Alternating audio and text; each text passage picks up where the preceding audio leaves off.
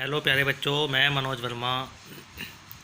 आज हम हिंदी व्याकरण में पाठ 2 हमने शुरू किया हुआ है, वर्ण विचार। इसमें हमने कल आपको स्वर के बारे में बताया था। आज हम आपको व्यंजन के बारे में बताने जा रहे हैं, जो कि वर्ण का दूसरा भेद है, व्यंजन। तो आइए शुरू करते हैं, व्यंजन के बारे में पढ़ते हैं। देखिए बच्चों, व्यंजन वे ध्वनियाँ हैं जिनका उच्चारण करते समय मुख से निकलने वाली वायु में रुकावट उत्पन्न होती है। इनका उच्चारण बिना स्वरों की सहायता के नहीं किया जा सकता। व्यंजनों के भेद। 3 प्रकार के व्यंजन होते हैं बच्चों। पहला स्पर्श व्यंजन, दूसरा अंतस्थैय व्यंजन, तीसरा ऊष्म व्यंजन। सबसे पहले हम पढ़ेंगे स्पर्श व्यंजन के बारे में। जिन व्यंजनों का उच्चारण करते समय वायु मुख के किसी न किसी हिस्से को स्पर्श करती हुई निकलती है, अर्थात मुंह के किसी न किसी भाग को छूते हुए निकलती है, उन्हें स्पर्श व्यंजन कहते हैं। कै से लेकर मैं तक सभी स्पर्श व्यंजन होते हैं। अंतस्थैय व्यंजन। जिन व्यंजनों का उच्चारण करते समय जिह्वा अर्थात जीभ पूरी तरह मुख के किसी भाग को नहीं छूती, वे अंतस्थैय व्यंजन कहलाते हैं। इनका उच्चारण स्वर और व्यंजनों के मध्य का होता है। अंतस्थैय व्यंजन 4 होते हैं, य, रै, लै, व। ऊष्म व्यंजन। जिन व्यंजनों का उच्चारण करते समय हवा के रगड़ खाने के साथ मुख से ऊष्मा निकलती है, यानी गर्म वायु निकलती है, वे ऊष्म व्यंजन कहलाते हैं। जैसे श, स और है, ये चारों ऊष्म व्यंजन हैं। ड तथा ढ विषय ये ध्वनियाँ संस्कृत में नहीं थी, परंतु अब हिंदी में विकसित हो गई हैं। ये दोनों वर्ण कभी भी शब्द के प्रारंभ में नहीं आते, अर्थात इन वर्णों से कोई भी शब्द शुरू नहीं होता। ये शब्द के बीच में आते हैं या अंत में। उदाहरण के लिए पढ़ाई, पढ़ाई, लड़ाई, झगड़ा, सीढ़ी, लड़की, लकड़ी, इस तरह के शब्दों में इनका प्रयोग होता है। आइए अब जानते हैं संयुक्त व्यंजन के बारे में। 2 या 2 से अधिक स्वर रहित व्यंजनों के संयोग से संयुक्त व्यंजन बनते हैं।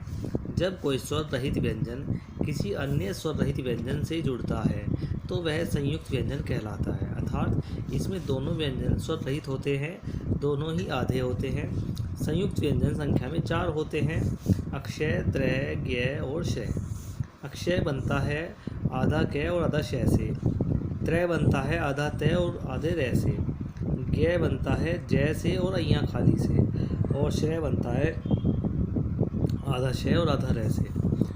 इनसे बनने वाले शब्द इस प्रकार हैं: रक्षा, कक्षा, भिक्षुक, शिक्षा, शिक्षक।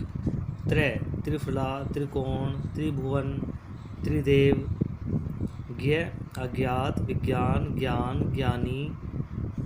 श्रेय, श्रीमान, श्रीमती, श्रीधर, श्रवण, श्री। द्वितीय व्यंजन। जब एक जैसे 2 व्यंजन जिनमें एक स्वर रहित व एक स्वर सहित होता है। स्वर रहित का मतलब है बच्चों कि उनमें ए नहीं होता और स्वर सहित में ए होता है, मिलते हैं, तब उनके संयोग से बना द्वैत व्यंजन कहलाता है। उदाहरण के लिए गुब्बारा।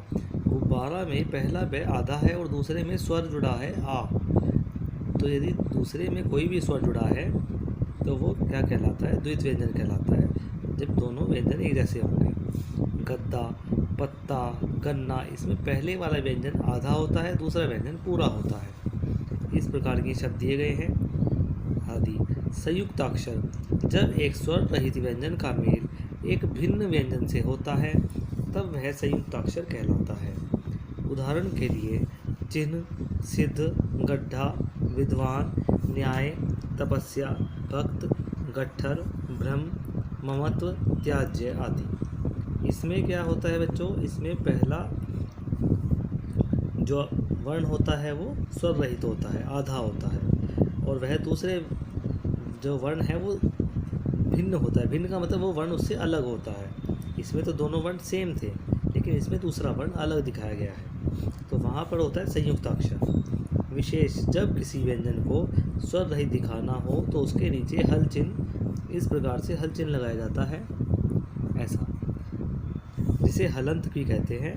उदाहरण के लिए विद्या, द्युति, अपराह्न पढ़ते हैं बच्चों वर्णों का उच्चारण स्थान। हमारे मुख के विभिन्न अवयव जिह्वा, कंठ,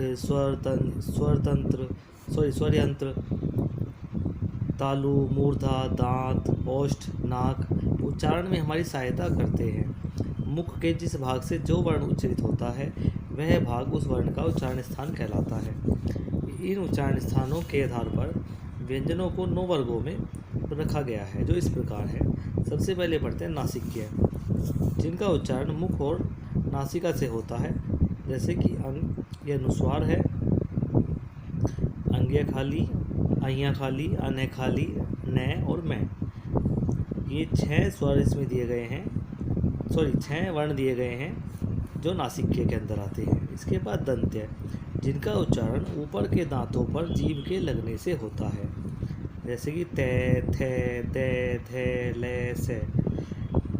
इन पर जब ऊपर के दांतों पर जीभ लगती है तभी इन शब्दों को बोला जा सकता है। मूर्धन्य, जिनका उच्चारण मूर्धा यानी कि मुख के ऊपरी भाग से होता है, मुंह के अंदर के ऊपरी भाग पर जीभ लगने से होता है। री, टे, ठे, डे, ढे, ढे, रे, शे। आप इन वर्णों को बोलकर देख सकते हो। दंतोष्ठ है, जैसे कि नाम से पता चलता है कि इसमें दांत और ओठ दोनों को मिलने से इसका उच्चारण होता है, जैसे कि वह में दांत और ओठ दोनों मिलते हैं। ओष्ठ है, यानी कि जिनका उच्चारण सिर्फ होठों की सहायता से होता है, जैसे ऊ, पे, फे, बे, भे। इनको बोलते समय होठों की सहायता लेनी पड़ती है। कंठोष्ठ है, यानी कंठ और ओठ, गला और होठ के द्वारा भी होता है इनका ओ आओ। इसके बाद अगला है कंठे। कंठे का मतलब सिर्फ गला, जिसका उच्चारण कंठ गले से होता है। ए, आ, अह, कै, खे, गे, घे, है। कंठ तालव्य, जिनका उच्चारण कंठ और तालु के द्वारा होता है। ए, आई। कंठ में गला, तालु का मतलब होता है बच्चों जो आपके गले के अंदर ऊपर खाल लटकी हुई होती है, उसे तालु बोलते हैं। तालव्य, जिनका उच्चारण तालु के द्वारा होता है। ई, चे, छे, जे, झे, ये, शे। इसके बाद प्यारे बच्चों हम पढ़ेंगे स्वर तंत्रियों में कंपन के आधार पर वर्णों के भेद। उच्चारण के समय स्वर तंत्रियों में कंपन के आधार पर हिंदी वर्णमाला के 2 वर्ग बनते हैं, अघोष, सघोष। सबसे पहले पढ़ेंगे अघोष के बारे में। अघोष वर्ण कौन से होते हैं? जिन ध्वनियों के उच्चारण में स्वर तंत्रियों में कंपन नहीं होता उन्हें अघोष कहते हैं। इसमें प्रत्येक वर्ग का पहला और दूसरा तथा ऊष्म वर्ण शामिल होते हैं, जैसे क, ख। देखो क वर्ग का पहला 2 आगे है, इसी प्रकार छ वर्ग से 2 हैं पहले, इसी प्रकार ट वर्ग से, इसी प्रकार त वर्ग से, उसी प्रकार प वर्ग से। 5 वर्गों से पहले 2-2 वर्ण लिए गए हैं और उसके बाद ऊष्म वर्ण दिए गए हैं 3, तीनों शेष में हैं, ये आते हैं अघोष व्यंजन वर्ण में। और इसके बाद सघोष, जिन ध्वनियों के उच्चारण में स्वर तंत्रियों में कंपन होता है, अगर कंपन होता है तो सघोष, नहीं होता है तो अघोष। सघोष में सघोष में एक तो सारे के सारे स्वर आते हैं, 11 के 11 स्वर इसके अंदर आते हैं और व्यंजनों में प्रत्येक वर्ग के बाद के 3-3 वर्ण जो रह गए हैं वे आते हैं इसके अंदर। तो देखो ये कै वर्ग से हैं, ये च वर्ग से हैं, ये ट वर्ग से हैं, ये त वर्ग से और ये पै वर्ग से। उसके बाद यह रे ले यानी कि अंतस्थ है का पूरा समूह इसके अंदर आता है चारों। उसके बाद है, ड और ढ ये भी आते हैं, ये सघोष व्यंजन में होते हैं। तो प्यारे बच्चों आज आपको यहीं तक पढ़ना है, अगली वीडियो में इससे आगे पढ़ाएंगे आपको। धन्यवाद।